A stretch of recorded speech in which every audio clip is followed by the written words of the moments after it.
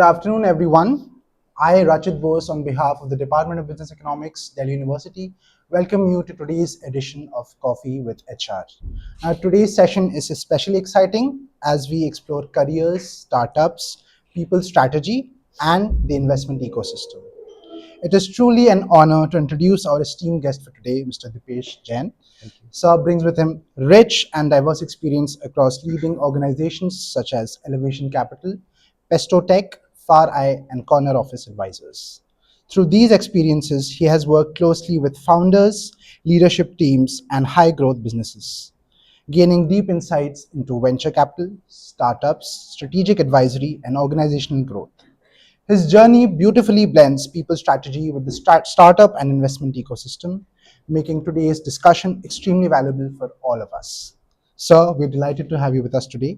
So I think we can move on to the questions now. Sure. So for our first question, I want you to go back to your early professional journey. So can you tell us what were the biggest challenges you faced while transitioning from campus to the corporate world? Sure. So I think first of all, thank you very much for having me here. It's always wonderful to meet the fresh energy and the first year students, as always. I think if I go back 16 years back in time, when I graduated with MBA, it was a recession period, 2009. I've seen that journey from almost being the first hire at campus to almost being the last one at the campus. So having offers, I think from one of the known FMCG brands to a contract research organization and various others, eventually I landed up at an executive search firm. I had no clue about exec search, what that was at that point in time in 2009. But then eventually joined them, learned about the tricks of the trade, and but then I moved to international business. That was by my degree. Spent a couple of years there, but somehow I had developed that interest for executive search, right? Leadership hiring, what search is all about. So I decided to make a career out of it. So now, as we speak, I've seen the corporate side, the consulting side, as well as the venture capital side, hiring for our portfolio companies as well. So it has been a good journey, a learning journey, yeah, and I think an enriching journey for me as well. Wonderful to hear about your initial journey, sir. Now, moving on to our second question. So, from your experience, how has the role of people management evolved from being operational to becoming a strategic function in organizations? That's a very important question. See, if you see, I think we should understand first what is people management.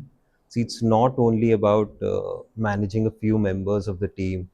I think earlier it used to be very administrative. Yes. But now it is very, very strategic. Uh, it is all about aligning the talent with the business goals of an organization. Right? These days, the companies are hiring people or setting up teams which aligns with their business goals. They want people with a definite or a particular skill sets who have that business mindset as well. So it's no longer about administrative.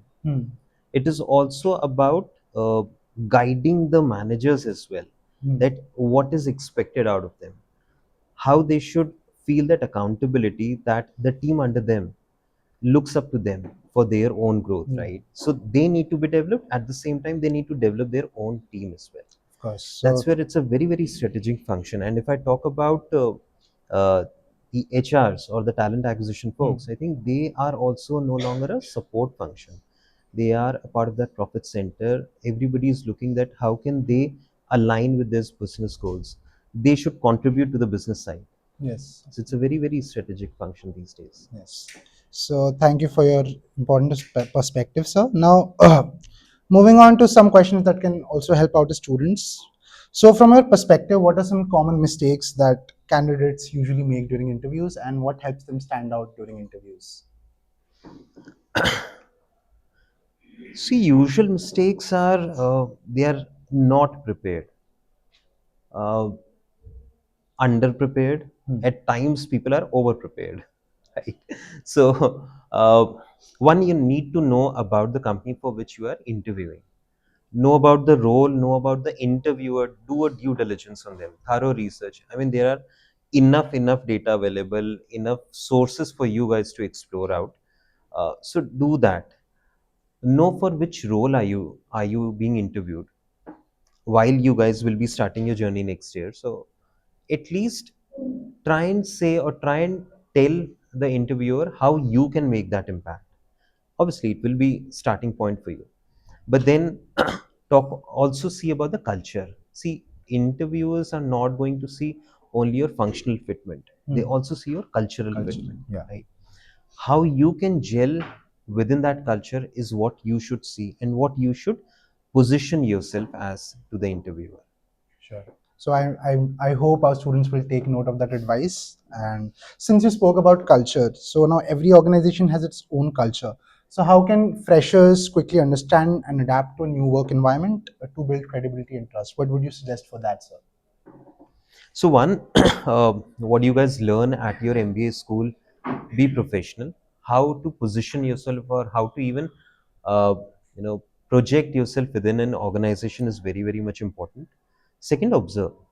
Uh, I've seen people or the new students, I know everything attitude, but that doesn't happen, right? So please observe, learn from your peers, colleagues, your seniors as well, and then ask those right questions. Have that inquisitiveness in you, right? See what works and carry those positive traits in you. The basic one could be punctuality, or maybe that commitment which is expected out of you, right? And then show that proactiveness, that you have the keenness to learn within yourself. That is how you will gel within that culture. Okay. So thank you for that advice, sir. Now, I think I should ask something about LinkedIn. I think everyone here uses LinkedIn. So how can students start building a strong professional identity early in their careers using platforms like LinkedIn? Like, do you have any advice about that as well? So yes, in fact, these days I see while LinkedIn is becoming more of a Facebook, but then, right, you guys should be very well aware that how to make a profile on LinkedIn. Make a very clean, very professional profile on LinkedIn. Engage with people. It could be your batchmates, your friends, your alumni, or maybe the business leaders, the TA leaders, the HR leaders from the industry as well. But then how you engage is very, very important. I think 8 out of 10 messages if I receive is hi, how are you? What is the need for me to respond, right? Of course. I will not. Or maybe hi, check my profile. Why would I check your Yeah. profile, right? Please do not do that. You have all the chances to be blocked, right? So please don't do that. At least tell them why you are approaching. Even if you're approaching for an internship, just lay it out very clearly. What is your objective to reach out? Also, try and have some engaging conversations. See, nobody would expect you guys that because you will just be starting your professional journey in next few months. But at least if there is a topic, if there is a current affair, you have an opinion about it. Write about it, talk about it, or maybe have some engagements on some other relevant posts as well, but not that you are just chit chatting with your friends. Make it as professional as you can, because that will build a brand for yourself, right? Yeah. In the coming years. Of course. So make a very, very professional profile for yourself. Nice. Okay, that's great advice. Now let's talk about startups. Okay, so startups are becoming a major career choice for young professionals today. So, from your experience, what should students understand before choosing to work in a startup environment? I think first people should realize what a startup is. Um, See, everybody has aspirations that the moment we graduate, probably we land up in a very cushy job, which is not the case. And we'll have the best of the facilities available, including the monetary benefits. So understand what the startup is. What is it that you are going to get out of it? You should be ready for that hustle. You should be ready for that grind in the initial few years. And you should have that conviction on yourself that whatever I am doing right now, I think I am contributing to myself also. You are learning. This is your learning phase, and then you will reap the benefits of it. You should be able to have that first principles thinking, or maybe at least the problem solving approach, Of course. and see what the startup has a vision about. And then if you align with it, just go out and at least contribute whatever you can do. It will include longer hours. It will include working in uncertainty as well. But you should be comfortable with that. I see. Okay, thank you for that insight, sir. Now, as you said, I think in startups, roles are often very dynamic, but also very unstructured at the same time. So, like, how can young professionals prepare themselves to handle, uncertainty, as you said, and also a fast-paced environment? See, startups are always high growth environments. In fact, the companies which you see now, almost 10 years back, they were also startup. They are no longer a startup, Yeah. who are listed as well now. So you should be, as the question itself says, work. You should be able to work in ambiguity.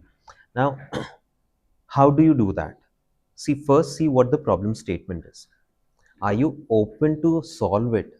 Do you have that mindset as well? So first of all, develop that mindset that I align with this problem statement of this company or a startup, and then go and work towards it. Try and solve those problem statements into some smaller steps. Right? You may not have a very clear path around it, but try at least take first step. You may not have all the solutions, all the answers to it, but then you need to figure it out. Do not be afraid to fail. Just try and experiment it out. Obviously there will be some limitations as well because you are working in a company, in a startup, but try and do that. I think startup is a good platform which allows you to experiment. The other companies will not at any level. So do that. Okay, so thank you for that advice, sir. Now, apart from technical knowledge, what skills do you believe are most critical for success in high growth startups and also investment driven environments? I think one point which you mentioned earlier, open to work in uncertainty, ambiguity, open to a lot of iterations. Your goalpost will be changing constantly. Today, you may be discussing something, and maybe tomorrow morning, the goalpost will change. There will be something else which you will be having as an objective. Uh, Today, there is some other priority. Maybe 2 hours from now, there will be some other priority. You will have to pick that up. So, it's a constant change of goalpost, which you should be very comfortable with. You should be open. You should have that problem solving mindset, and that is one thing which everybody will look for if you are keen to work in a startup environment. And if it's an early stage, that's so beneficial for you if you have that mindset. uh, you should also see that it's not always about the money or the compensation. See, that factor is going to come in picture, right, at any point in time. But then if you believe that the problem statement is quite big enough for me to work for a couple of years, and then obviously you will be in a position to demand it, you should work very sincerely towards that. Okay, I that's really helpful advice. I hope our students are listening carefully. So now, what are some common misconceptions that students or just people in general have about working in startups, venture capital, or private equity? Like misconceptions that you would like to clarify, something like that. I think everybody sees that startups are very innovative, or all the roles are very innovative. It may not be the case. Not every role may be innovative. There will be lot of groundwork or operational work which you guys have to do. The roles could be boring. The roles could be mundane at a certain point in time, but you will have to make it interesting. If you see the larger objective is good enough, you'll have to evaluate that opportunity or that role from a long-term standpoint. Let's say 3 years, 5 years, 2 years for that matter, right? So you will have to make it more interesting. Uh, from a venture capital side, I think, or a private equity, there's a misconception that it's a smaller team, but uh, roles are very meaty enough. It is not the case. I think there's a lot of work and more work to do rather than the corporate as well. You'll have to engage with various stakeholders. You'll have founders who could be just recent graduates or some very serial founders as well. Setting those expectations, managing those expectations is a huge task. Stakeholder management is something which is extremely beneficial and extremely useful. Yeah. So yeah, I mean, you should take the role as it comes in. Yeah. So I think that really helps in setting realistic expectations for us when it comes to startups and venture capitals. Thank you, sir. Now, before we move on to like a fun section of the interview, now for the last question, if you could give one piece of advice to your younger self back when you were starting your career, what would it be? I think 16 years back now, after having this career, I would say, see, everyone will not have a very picture perfect career. Of course. Be comfortable with it. Build relationships or strong relationships as early and often which you can do. I think that is going to help you a lot. I see. That's wonderful. I wish I could give myself that advice as well. So now let's move to a rapid fire round. Okay, so just try to give as short answers as possible. Okay, so let's start. So people skills or technical skills? People skills. People skills. Okay, so culture fit or role fit? Always culture fit. Culture fit. Okay, startups or corporate? Startups. Startups. Okay. Now, early stage startups or an established company? Early stage. Okay. So, venture capital or private equity? I think both. Both have their own challenges and experiences. Okay. Now, a founder mindset or an investor's mindset? Founder mindset. Okay. Now, financial modeling or business storytelling? Anytime business storytelling. Okay. Now, if you would have to give one word to describe a successful professional, what would it be? Be humble, but keep your integrity intact. Okay. So that was really quick and insightful. Thank you for that, sir. Now, this was truly enriching discussion. Now, on behalf of the Placement and Alumni Relations Committee, I would like to extend a heartfelt thank you to Dipesh Jain sir for sharing your time, your experiences, and most importantly, your expertise. Now, with this, we conclude today's episode of Coffee with HR. Stay tuned for more episodes where we bring sessions with experienced HR professionals who will give us various experiences and insights. So, thank you so much for being a lovely audience. See you in the next session.